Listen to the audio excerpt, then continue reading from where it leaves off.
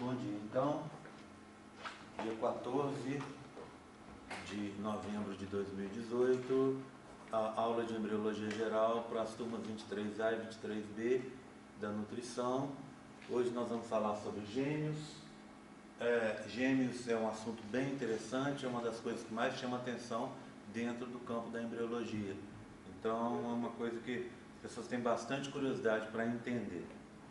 Bem, basicamente, existem dois tipos de gêmeos, os dizigóticos e os monozigóticos. É bastante simples de diferenciar a sua formação. Os dizigóticos são provenientes de dois zigotos, dizigóticos. Ou seja, o zigoto é aquela célula que se forma na fecundação. Então, para formar gêmeos dizigóticos, tem que ter duas fecundações. Como aconteceriam duas fecundações? Acontece se a menina produzir dois ovócitos dois. Então, para ter gêmeos dizigóticos, tem uma dupla, uma tripla, uma quádrupla e assim por diante, né? Ovocitação. E aí, o resultado dessa ovocitação, o ovócito 2, tem que ser fecundado. Então, os resultados têm que ser fecundados, ok? Bem, então, formação do dizigótico é simples, ou seja, os gêmeos dizigóticos são irmãos que sofrem a gestação ao mesmo tempo, tá? Eles seriam, então, muito parecidos com um par normal de irmãos, certo? Ou seja, tem essa distância genética. A única diferença que a gente poderia colocar na conta desses gêmeos dizigóticos é que eles são formados ao mesmo tempo dentro do útero. Então, por exemplo, eles vão sofrer os efeitos do ambiente daquele útero ao mesmo tempo, num período de formação. Por isso, se acontecer algum problema, eles estiverem expostos a alguma substância e tal, eles são expostos, ambos são expostos, tá? Então, só isso que os torna talvez mais parecidos do que dois irmãos comuns. Então, esses são os dizigóticos, tá bom? Obviamente, eles podem ser formados por dois meninos, por duas meninas, ou por um menino e uma menina, tá bom? Ok? Então, porque são resultados de fecundações isoladas. Os gêmeos monozigóticos são aqueles gêmeos que são clones naturais, ou seja, você teve uma fecundação só, e aí o resultado dessa fecundação, esse embrião formado, ele vai se dividir. Existem duas etapas possíveis para essa divisão. Uma é na fase de blástula, ou seja, o blastocisto pode se dividir, tá? E virar dois bebês, ou três, ou quatro, seja o que for.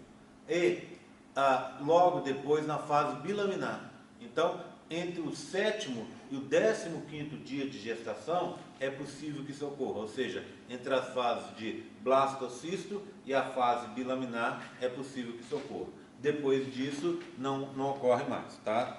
Ok? Tudo bem? Entenderam? Então, os dois tipos de gêmeos. Agora, existe por aí uma classificação meio equivocada, uma denominação meio equivocada desses gêmeos. A primeira delas é chamar os gêmeos os dizigóticos de fraternos e os monozigóticos de idênticos. Fraterno é uma palavra sem sentido, porque fraterno quer dizer a mesma coisa que irmão. Fraternidade, irmandade, é tudo a mesma coisa, são sinônimos. Gêmeos e irmãos não faz sentido, né? E por outro lado, aqui gêmeos idênticos para os monozigóticos também não faz sentido, porque mesmo os gêmeos idênticos que são clones naturais, né, ao longo do tempo o ambiente age sobre eles, levando uma expressão gênica diferente, e assim eles vão ser pessoas um pouco diferentes, certo? Eles podem ter expressão gênica diferente, e vão ter essa expressão gênica diferente. Como resultado, a gente pode dizer claramente que não existem na face da Terra pessoas iguais, tá? Todas são diferentes entre si. Tudo bem? Tá? Então, essas duas classificações aqui, fraternos e idênticos, que provavelmente é a mais comum que a gente vai ouvir por aí, elas não fazem muito sentido. Outra classificação que não faz sentido é chamar os dizigóticos de bivitelinos e os monozigóticos de monovitelinos. Vê bem, vitelino de saco vitelino, ou seja, os dizigóticos teriam 2 sacos vitelinos sempre. Isso é verdade, tá? Dizigóticos sempre têm 2 sacos vitelinos. Agora o problema está aqui, ó.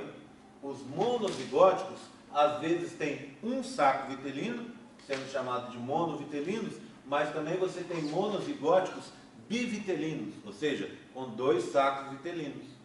Tá? Então, também é uma classificação infeliz.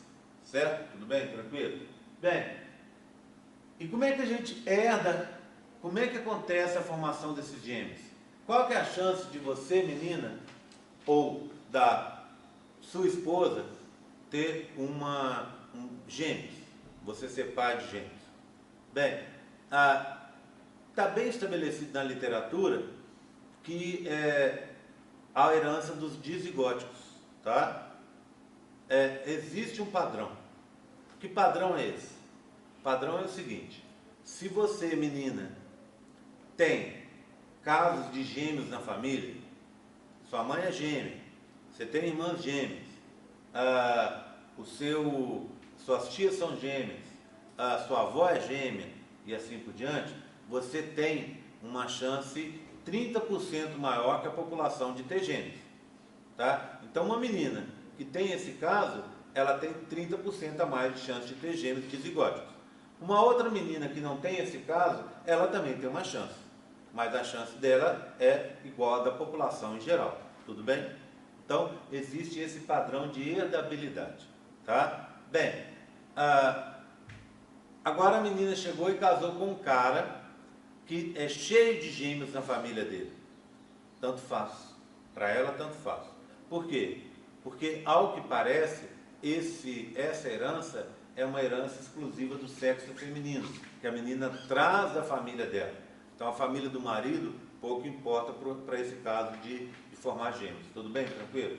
Bem, dizigóticos assim. Monozigóticos, como é que funciona? Aqueles gêmeos que vêm de um único zigoto, os monozigóticos, até pouco tempo atrás, acreditava-se que não existia um padrão. Na verdade, não se conhecia o padrão. Esse padrão começa agora a ser conhecido pelas pessoas. Muita gente tem visto que crianças, mulheres que têm filhos mais velhos, acima dos 35, mulheres que ficam durante muitos anos tomando anticoncepcional oral e depois resolvem ter filhos, mulheres que estão acima do peso, mulheres que têm uma estatura maior que a população em geral, feminina ali da onde ela mora, mulheres que comem determinados tipos de comida ricas em conservantes e assim por diante. Tudo isso faz com que essas pessoas tenham maior chance de ter filhos gêmeos. Bem, são as primeiras pesquisas, tá? Ainda é difícil um médico, é impossível para o médico, se for consultar hoje, falar, olha, eu quero ter gêmeos. Para o médico é impossível ele dizer para você que esse tipo de comportamento, tipo assim, você chegar para ele e falar, ele olhar para você e falar, olha, você resolveu ter filhos acima dos 35, você está acima do peso, você tomou anticoncepcional por 10 anos seguidos e agora resolveu ter filho. Tudo isso são fatores que a gente sabe que contribuem para ter gêmeos, mas não existe como ele precisar para você uma taxa, tudo bem?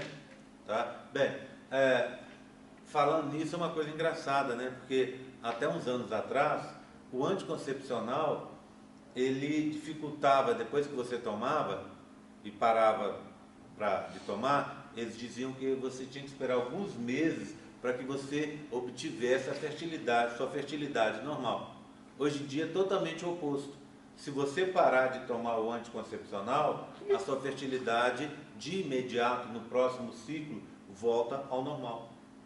Além disso, aumenta a chance de você ter gêmeos. E isso eles têm descoberto. Tá? Mas por que isso? Porque muito provavelmente o anticoncepcional, ou você deixar para ter filhos lá perto da sua menopausa, acima dos 35 e tal, parece que existem variações mínimas, mas importantes, na sensibilidade que a menina tem ao FSH, que é aquele hormônio que faz o desenvolvimento dos folículos. Se você ficar mais sensível a níveis mais baixos de FSH, o que acontece? Ao invés de você ter um folículo dominante só, você pode ter 2, pode ter 3, pode ter 4, pode ter um em um ovário, outro em outro, entendeu? Então isso faz a diferença, tá? Então, basicamente é isso. Pode ser que hoje não se sabe, mas pode ser que no futuro se descubra formas, uma probabilidade mais plausível e o médico possa te falar. Você chegar lá, o professor falou isso comigo, eu tinha 18 anos. Agora aqui estou eu com 40, querendo ter um filho e queria ter gêmeos. Adoro gêmeos idênticos, acho maravilhoso. Qual a chance de eu ter um filho assim? Provavelmente daqui esses anos todos aí para frente, o médico talvez consiga te falar. Tudo bem, tranquilo? Tá? Então, o básico é isso, tá bom? Então, esses aqui são por 2 fecundações diferentes e são 2/3 dos partos gemelares. São muito comuns.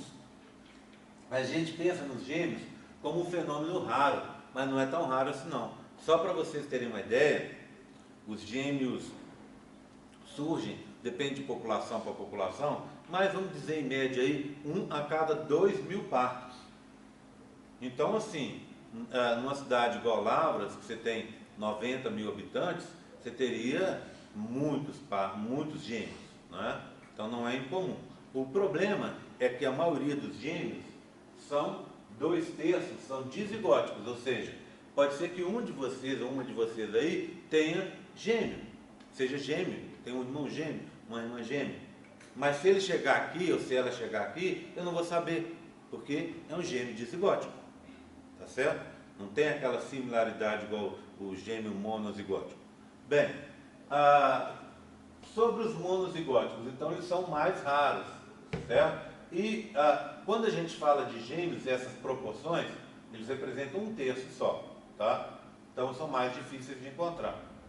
Quanto mais, se a gente for procurar gêmeos, que são trigêmeos, quadrigêmeos, aí realmente muito mais raro, tá? Aí se multiplicaria isso e seria na casa de milhares, de centenas de milhares de partos. Ok? Tudo bem? Tranquilo? Tá? Bem, o que mais que eu preciso falar? Só reforçar. Aqui eu posso ter sexos diferentes. Aqui de jeito nenhum. Certo? Posso seguir? Bem, o que eu quero mostrar para vocês agora? Eu quero mostrar para vocês a história da formação desses gêmeos e que vocês entendam aquela história de ser monovitelino, bivitelino, quais são os mecanismos que vão levar para formar esses gêmeos, tá? Então vou começar com esses daqui. Esses aqui são os gêmeos dizigóticos, tá bom? 2 fecundações, tá? Fecundou, 2 blastocistos diferentes. O que acontece com esses blastocistos? Normalmente, como o útero para o bebê em implantação é um lugar muito grande, o que normalmente acontece é que ocorre uma implantação separada. Se implantou separado, eles não têm contato nenhum, tá vendo? Né? O que vai acontecer? Não tem compartilhamento de nada, tá? Agora, esse aqui é um caso diferente. Por acaso, esses gêmeos se implantaram próximos, tá vendo? Resultado, o córeo de um se emendou com o córeo de outro, ficando um córeo único, tá vendo? Olha as velocidades coriônicas aqui, ficou um córeo único. Resultado, esses gêmeos aqui, a gente poderia chamá-los de monocoriônicos, porque eles têm um córeo único e, em consequência, uma placenta única, uma placenta dividida, tá? Pelos 2 bebês. Tudo bem? Então, essas são as 2 possibilidades aqui. O que tem que estar claro para vocês? O que define a forma, a estrutura do desenvolvimento desses gêmeos dizigóticos? Seria então a proximidade da implantação, tá bom? Então eu tenho esses 2 casos aqui. Olha esse e olha esse de cá. Tá? Então, o que eu tenho aqui? Gêmeos, caso muito mais comum, que se implantam em locais diferentes, tá vendo? Distantes, não compartilham nada. Gêmeos que se implantam em locais próximos, compartilham o córeo. Saco vitelino, âmnio e alantoide, nesse caso, não são compartilhados, tudo bem? Bem, uma outra situação agora. Tranquilo com esse daí? Uma outra situação agora. Oi. Só uma pergunta bem simples assim. Em questão, por exemplo, da hora do parto, esses que dividem a placenta e os outros que cada um tem a sua própria, qual que tem mais dificuldade para poder estar fazendo o parto? Ou não varia? Eu acho que não. Acho que não. Tá? Então, o gêmeo, se for um parto normal, é mais difícil, né? Mas normalmente o gêmeo, caso de gêmeos, é prescrito uma cesárea, tá? Para facilitar justamente essa saída. Tá? Mas pode ter, tem casos de pessoas que têm gêmeos e têm parto normal. Tá? Bem, gêmeos monozigóticos, tá? Monozigóticos, resultados de uma fecundação só. Eles podem se formar em duas etapas: na etapa de blastocisto ou na etapa de bilaminar. Esses primeiros aqui se formam na etapa de blastocisto, ou seja, eles vão se formar aí em torno do 9º, em torno do 7º ao 11º dia de saúde, tá? Ou seja, no início da implantação. Bem, duas possibilidades. Primeira, lembra, esses daqui são aqueles gêmeos que se dividem depois, né? Então, primeira possibilidade, essa daqui. Olha lá, você tem uma fecundação, veio a clivar, veio o óvulo, veio o zigoto, veio a clivagem e veio a fase de blástulo, que está o blastocisto. Esse blastocisto é incomum, por quê? Porque você tem dois embrioblastos, está vendo? Um ao lado do outro. Ao invés de você ter um só, você teve dois. Quando acontece isso, lembra? Entre o embrioblasto e o trofoblasto, que é a parte de fora, se forma o âmnio. Embaixo se forma o saco vitelino. Então aqui um âmnio e um saco vitelino. Um âmnio e um saco vitelino. Portanto, não há compartilhamento de âmnio nem saco vitelino e também, obviamente, muito menos de alantoide. Tá? O que fica de fora? O que está de fora que é comum para eles? O trofoblasto. A partir do trofoblasto, você se lembra? Forma-se incício e cito, depois vai formar a membrana amniocorial, etc., né? Essa estrutura vai ser invadida pelo mesoderma e vai formar o córeo. Então, essa parte de fora, no futuro, vai gerar o córeo. Aqui, olha o córeo. Portanto, esses bebês têm em comum o mesmo córeo. Tá? Tem o mesmo córeo. Quando eu olho, eu tenho essa estrutura, tá vendo? Dois bebês em âmnios, em sacos gestacionais separados, com uma placenta única, resultado de um córeo único. Se eu olho essa estrutura, ela é assim, ó. Olha aqui. Que estrutura é essa? Essa estrutura é exatamente igual a essa de cá, não é verdade? Só que esses aqui, ó, de cor de pele diferente, são os dizigóticos. E esses aqui são os monozigóticos. Tá vendo? O médico, quando for avaliar gêmeos e olhar no ultrassom, ele vai ver que eles têm uma placenta única. Tá vendo? Estão em dois sacos gestacionais separados. Nesse caso, foi porque eles se implantaram próximo, lembra? Contei para vocês. Nesse caso aqui, é porque se formou um córeo único. E aí não teve jeito, um fica do lado do outro, tá? A membrana de fora é a mesma. Como resultado, no exame de ultrassom, o médico não vai conseguir dizer se são dizigóticos ou se são monozigóticos, não é? Concorda comigo? Tá? Só existe uma forma. Lá a partir da 12ª semana, quando ocorrer a diferenciação da genitália externa, e aqui tiver um menino ou uma menina, aí dá para saber que são dizigóticos. Mas aqui também pode ter 2 meninos ou 2 meninas. Seria exatamente igual a esse de cá. Portanto, não dá para o médico saber o que está rolando, se é uma coisa ou se é outra. Só vai saber o nascimento, porque esses aqui são iguais, né? As feições são muito parecidas, e esses aqui são diferentes, tá? São 2 irmãos com maiores diferenças fenotípicas. Tudo bem? Tranquilo? Tá? Tranquilo com esse? Agora, vejam, por favor, um outro caso. Oi, você ia perguntar? Pode perguntar. Esse daí é formado a partir da fase do laminar. Não, esse é formado a partir da fase de, olha aqui, ó, blastocisto. Eu não entendi por que não compartilha. Não compartilha o quê? Os outros anexos. Espera aí. Aonde se forma, lembra que a gente aprendeu sobre isso, sobre a formação? Aonde se forma o âmino? Lembra daquela história da conversa da formação do esquizâmino? Forma uma cavidade entre o trofoblasto e o embrioblasto. Depois essa cavidade fica entre o embrioblasto e o citotrofoblasto. Depois essa cavidade vai ficar entre o citotrofoblasto e o epiblasto. Do mesmo jeito lá de cá. Como é que chama essa cavidade? Cavidade amniótica. Aqui vai se formar uma outra cavidade amniótica. Aonde se forma o saco vitelino? Proliferação das células do hipoblasto que vão se formar aqui embaixo. Aí vai se formar aqui, ó. Aqui a mesma coisa. Então, um âmino, outro âmino. Um saco vitelino, outro saco vitelino. O que eles têm em comum? A parte de fora, ó, essa membrana de fora. O trofoblasto é comum. A partir do trofoblasto, forma-se incício e cito.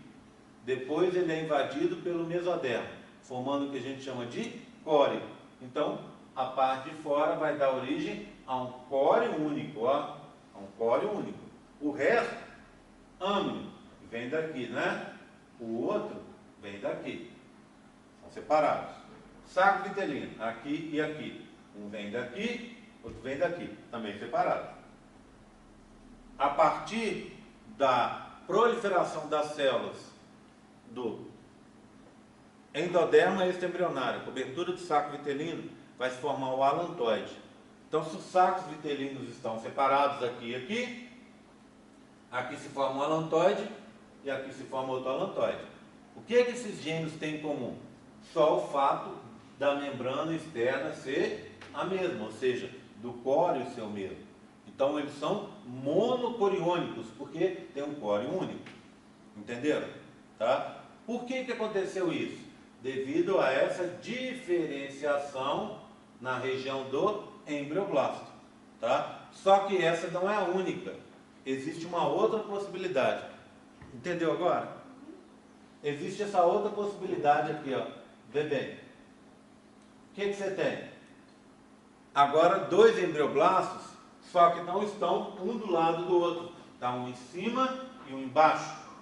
Quando acontece ficar um embrioblasto em cima e outro embaixo, enfraquece a parede do trofoblasto.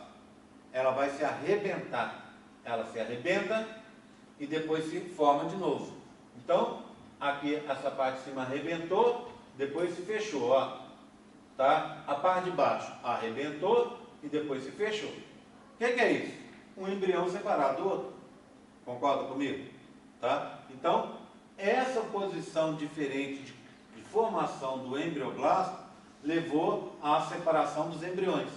E essa separação, normalmente o que vai acontecer, então, na hora que os embriões se soltam lá da zona pelúcida, eles ficam presos dentro da mesma zona pelúcida, não é? Quando eles se soltam de lá, o que vai acontecer com eles? A tendência é que eles se implantem de forma separada, tá vendo? Por quê? Por causa daquilo mesmo que eu falei para vocês. O útero é um local enorme, então a tendência é que eles fiquem separados. Tá? Bem, o que aconteceu com esse aqui e esse de cá? Como eles estão separados, não compartilham nada, nem o córeo. Certo? Então, esses bebês são o quê? Bivitelinos, 2 sacos vitelinos separados. Biamnióticos, 2 âminos separados. Bicoriônicos, porque são 2 córeos separados. Não é? Então, essa situação é essa de cá, ó. olha aqui, ó. Olha essa situação. Tá vendo? Separados. Portanto, se você tiver um par de gêmeos, se você tiver uma gravidez gemelar e o médico olhar essa estrutura no ultrassom, ou seja, ele vê duas placentas, tá vendo? Uma aqui e outra aqui, separadas, né? Ele não pode dizer que são dizigóticos, tá? Pode ser dizigóticos, pode ser, nesse caso, monozigóticos. Entenderam? Olha aqui, ó. Isso é exatamente igual a isso, ó. Não é? A estrutura é exatamente igual. Ah, Rogério, mais um tá de cor diferente de pele. Eu pus só para facilitar para a gente, tá bom? Tá? Mas eles são exatamente, a estrutura é exatamente igual aqui e aqui. Aí só muda que são duas fecundações e outras. Exatamente. Aqui são duas fecundações e implantação separada. Nesse caso aqui, uma fecundação separou na fase separou na fase de blástula, tá? E aí separou, quebrou a blástula, virou duas blástulas separadas, né? Dois blastocistos separados, e aí deu origem a bebês que se implantaram em locais diferentes, certo? Então não dá para o médico saber se é monozigótico ou se é dizigótico, tá? A menos que, de novo, esses sejam de sexos diferentes. Aí vai ver um menino e uma menina. Ah, são dizigóticos. Ah, são duas meninas. Pode ser monozigótico, pode ser dizigótico. Tá? Tudo bem? Entenderam? Estão acompanhando? Oi. Aí eles vão ser bicoriônicos, biptelinos e Isso, porque é tudo separado, tá? Ok, tudo bem? Então, o que eu vi aqui agora? Lembra da classificação bivitelino e monovitelino? Vamos voltar para o slide anterior? Olha aqui, ó. Esses carinhas aqui são os slides dos dizigóticos, dos fraternos, vamos dizer assim. Nos fraternos, sempre são bivitelinos, não é? Você forma, ó, um saco vitelino aqui e outro aqui, implantou separado. Um saco vitelino e outro aqui, implantou junto, tá? Então, é verdade, os bivitelinos, os dizigóticos, os fraternos, são sempre bivitelinos, não é? Isso aí a gente viu, tá certo a classificação. Mas essa aqui já começa a avacalhar, olha lá, ó. Esses aqui são os idênticos, né? Os chamados de monozigóticos, que vêm de um zigoto só. Repara, esses aqui são bivitelinos? São. Dois sacos vitelinos. Esses aqui são bivitelinos? São. Dois sacos vitelinos, está vendo? Então, esses dois aqui já são casos de idênticos bivitelinos. Ou seja, nem todo idêntico é monovitelino, conforme a gente viu na classificação lá atrás. Certo? Estão acompanhando meu raciocínio? Então, essa classificação de idêntico é infeliz. A classificação de bivitelinos, para esse caso, é monovitelino, para esse caso, é infeliz. A melhor classificação é chamá-los de monozigóticos, porque eles vêm do mesmo zigoto, certo? Lembra, era um zigoto que gerou esse embrião. Era um zigoto que gerou esse embrião. Depois se separou aqui, depois se separou. Tá? Ok? Tudo bem? Me acompanhando? Agora um último caso, ó. Dois últimos casos que são muito parecidos. O que aconteceu com esses bebês aqui? Eles se separaram na fase de bilaminar, tá? Ou seja, depois aí do 10º dia para frente. Olha aqui, um bebê, uma fecundação, um bebê, tá? Um blastocisto, certo? Como é que é a história? Me acompanhe? Aqui em cima, um âmino. Olha ele aqui. Aqui embaixo, um saco vitelino. Olha ele aqui. No meio dos dois vai dar um disco bilaminar. Por motivos que a gente não conhece, esse disco bilaminar se dividiu em dois. Ao invés de formar um só, formou um aqui, outro aqui. 2 discos bilaminares. Resultado, 2 embriões separados. Tá? Bem, o que esses embriões têm em comum? O lado de fora é comum. Trofoblasto, e aqui virou o córeo. Tá vendo? Uma coisa só. Então, monocoriônicos, um córeo só. Um saco vitelino só. Está aqui, ó. Um saco vitelino só. Então, eles são monovitelinos. Um âmino só. Então, eles são monoamnióticos. Tá? Ok? Então, esses gêmeos compartilham tudo. Eu só não falei do alontoide. O alontoide normalmente é separado, porque vai se formar um aqui e outro aqui. Tá? Mas existem casos bem mais raros em que se forma um alontoide só. Ou seja, lembra, do alontoide vai dar o cordão umbilical. Alguns bebês têm um cordão que sai só e depois se divide em 2. Tá? É um caso mais raro. Normalmente você tem um cordão isolado do outro. Tá? Mas pode acontecer em casos mais raros. O que gerou nisso? 2 bebês, ou 3, ou 4, ou seja, quantos forem, dentro de um saco único, tá vendo? Esses bebês, eles estão mais próximos, então eles interagem mais. Isso é o bacana. O ruim é que pode acontecer entre eles um problema que a gente chama transferência placentária. O que é isso? Os vasos da placenta aqui, ó, que deveriam se distribuir de forma igual para esse e para esse, podem, por acaso, estar maiores do lado de cá. E esse bebê vai conseguir a maioria do nutriente. Esse aqui acaba se desenvolvendo um pouco, muito aquém do que a gente esperaria. Resultado, esse bebê pode ser menor, mais esmirradinho, ou pode até morrer. Então isso é uma coisa que a gente chama de transferência placentária. Tá? Que é um fenômeno que ocorre ao acaso e pode gerar problema para um ou até para os 2 bebês.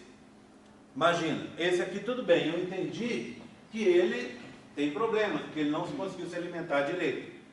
Esse daqui se alimentou demais. Quando o bebê se alimenta demais e fica grande demais, esse tamanho exagerado pode prejudicá-lo, pode levar a ter doenças. Então, esse bebê pode ter problema, porque cresceu demais, e esse que cresceu pouco pode ter problemas também. Tá? Bem, então, isso é um processo que a gente chama de transferência placentária, ou seja, o alimento que deveria chegar para um, para 2, chega para um só. É engraçado, e vamos só considerar em relação a gêmeos. Você tiver um bebê, parto único, o que acontece? Esse bebê vai ter em média 3,6 kg de peso.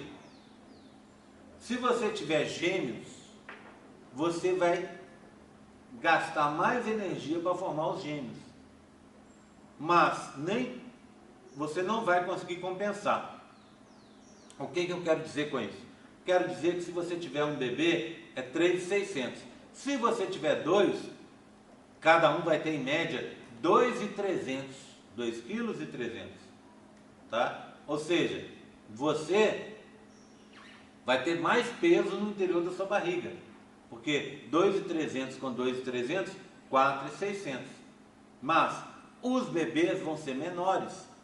Vão ter só 2,300. Tá? Bebê que nasce com menos peso está mais propenso a problemas.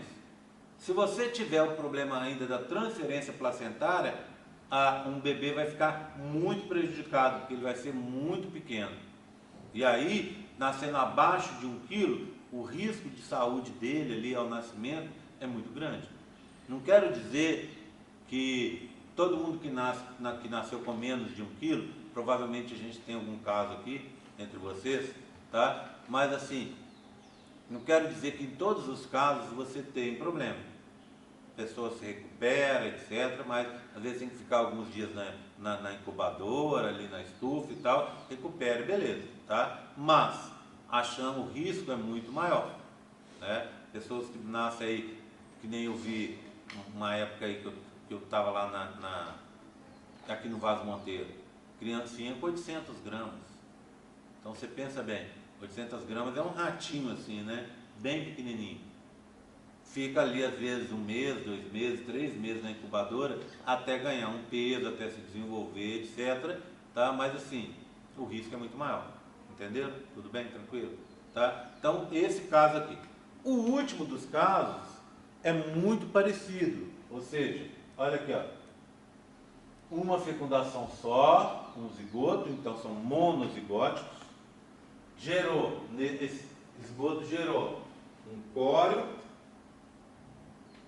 um âmio e um saco vitelino únicos, tá vendo? Mais 2 embriões bilaminares aqui, tá vendo? 2 estruturas bilaminares. Essas estruturas bilaminares que lá no outro caso estavam separadas, aqui elas ficaram parcialmente separadas. A separação foi parcial. Ou, por outro lado, separou e depois juntou. Resultado, você vai ter 2 bebês unidos, tá vendo? É o que a gente chama chifópago ou gêmeos siameses, tá? Esses gêmeos podem estar unidos aqui, estão pela cabeça, mas poderiam estar unidos pela cintura, pela barriguinha, pelas costas, pelos mais diversos lugares. Então, esses casos aqui são muito, muito mais raros, tá? Então, aqui eu tenho o primeiro caso, certo? E aqui eu tenho o segundo caso. Então, esses aqui são os gêmeos monozigóticos, formados na fase bilaminar, e esses aqui são os siameses, ou chifópagos, que vão se formar numa curta janela aí, no 15º ou no 14º dia. Então, a chance de formação deles é muito menor, graças a Deus, né? E eles são muito raros de ocorrer. A gente está falando nesse caso aí, um parto a cada 200 mil nascimentos. Então é um fenômeno muito raro. E que normalmente, na maioria dos casos, leva à morte, à falha do desenvolvimento dos bebês. Então bebês desse tipo, que nascem vivos, aí que são uma enorme raridade, né? Tanto é que aparece na televisão.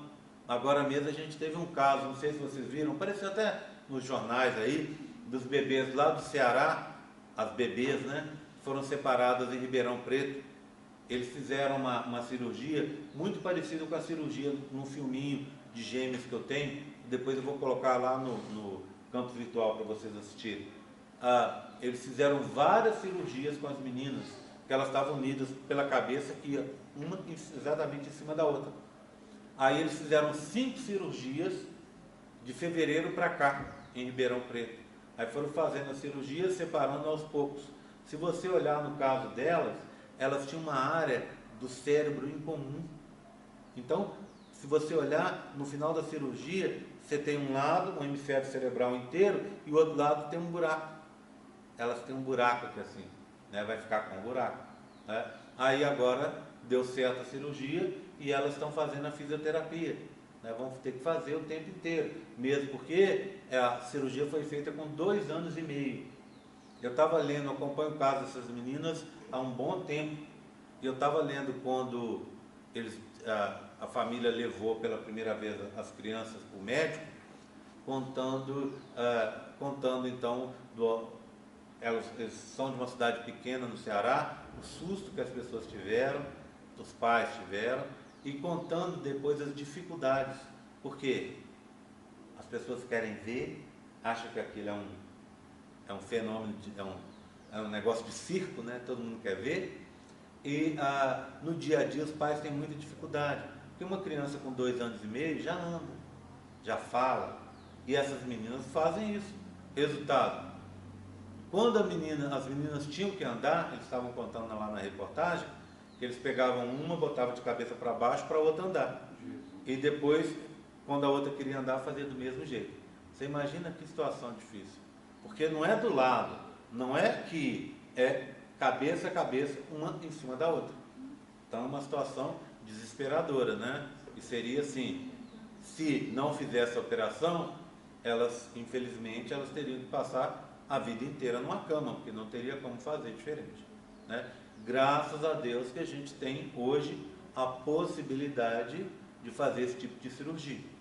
É uma cirurgia tremendamente arriscada, tremendamente perigosa, mas que, graças a Deus, dá resultado, né? Ok? Tudo bem? Tranquilo? Tá? Oi? Eles se unem depois que já dobrou o fio dental? Ou Não, na eles- fase bilaminar, aqui ó, ainda, ó, olha lá, ó. Viu? 2 discos meio unidos, tá vendo? Então não separou totalmente. Existe um outro tipo de gêmeo que a gente chama gêmeo parasita. O que é o gêmeo parasita? Imagina, esse aqui se formou normal, esse aqui se formou parcialmente, só alguns tecidos. Esse parasita pode ser interno nesse, pode ser externo. Ou seja, você pode ter um bebê, às vezes ao invés de ter 2 perninhas, ter 4 perninhas ou 3 perninhas. Resultado do outro, que veio do outro bebê que não se formou direito.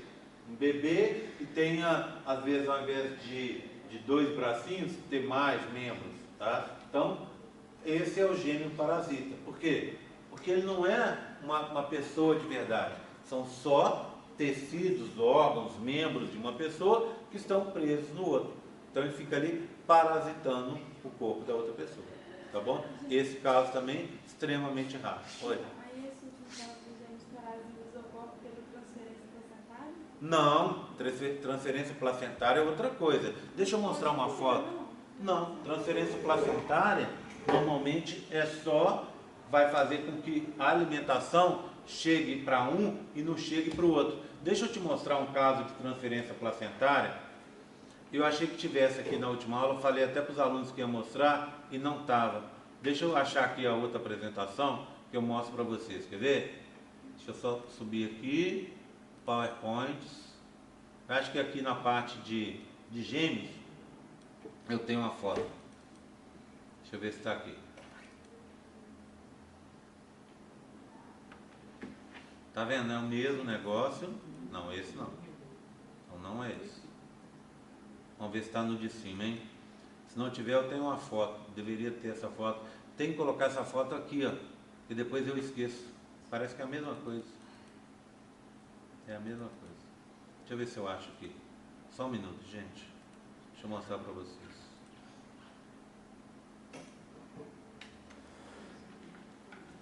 É aquela que tem um bebê maior lá. Isso, é. Tinha no slide. Então tem no slide, mas aqui não tem, não sei porquê. A diferença deles é grande, né? Deixa eu ver se eu acho aqui. Deixa eu ver se está aqui embaixo. Só um segundinho que eu já mostro para vocês e a gente já acaba, tá? Hoje eu tenho uma boa notícia para vocês, a gente só tem essa aula, tá? Porque a matéria de hoje é só gêmeos, certo? Então eu vou liberar vocês daqui a pouquinho. Deixa eu ver se eu acho aqui as fotos.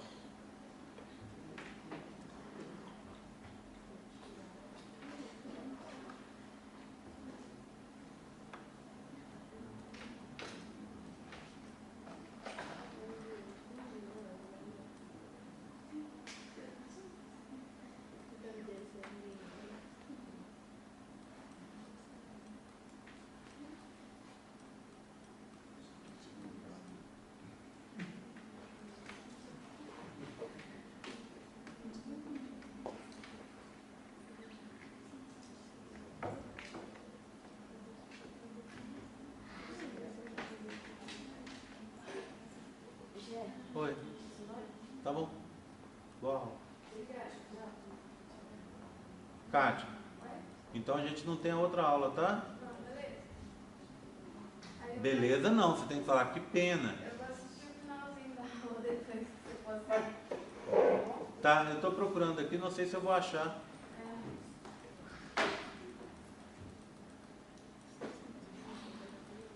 Bem, gente, eu não sei onde tá, mas tá na apresentação que tá lá, tá bom? Deixa eu ver só se eu tento uma outra apresentação aqui, ó. Às vezes tá aqui, só um segundinho. Tem uns soltos aqui, ó. Se eu achar, já mostro pra vocês. Gêmeos, aqui. Talvez seja esse.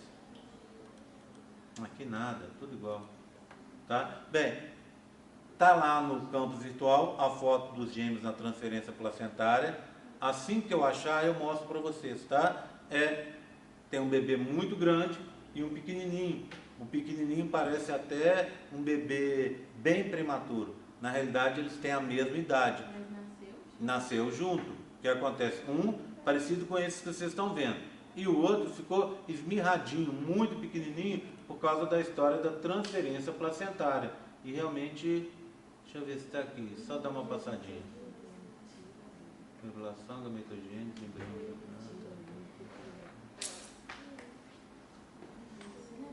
Rogério, Oi, pode falar. a gente criou uma dúvida aqui. Sim. Por que os dizigóticos não podem ter a influência do bilaminar? Dizigótico, Eles podem ser formados apenas na fase de blástula, né? na fase de blástula. Eles não se formam na fase Não, bilinar. Por quê? não. Não se Pode sabe. ter essa opção. Não sabe, tá? Peraí. Os dizigóticos, você pode ter no dizigótico, lembra o primeiro caso, são sempre implantações separadas, são sempre, o dizigótico não existe formar na fase bilaminar ou blástula, são coisas separadas, porque não tem uma separação, eles não vão se separar.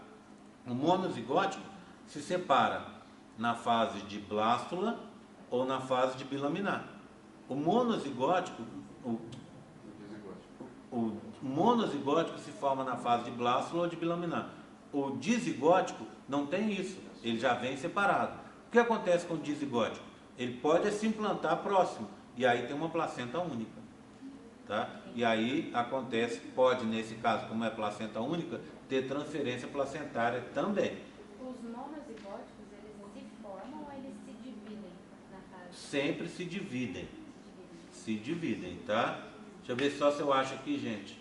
Se eu não achar, realmente eu mostro para vocês depois. Tem não, tá? Tá aqui não. Eu não sei como é que é o título que eu coloquei, então depois eu mostro para vocês, tá?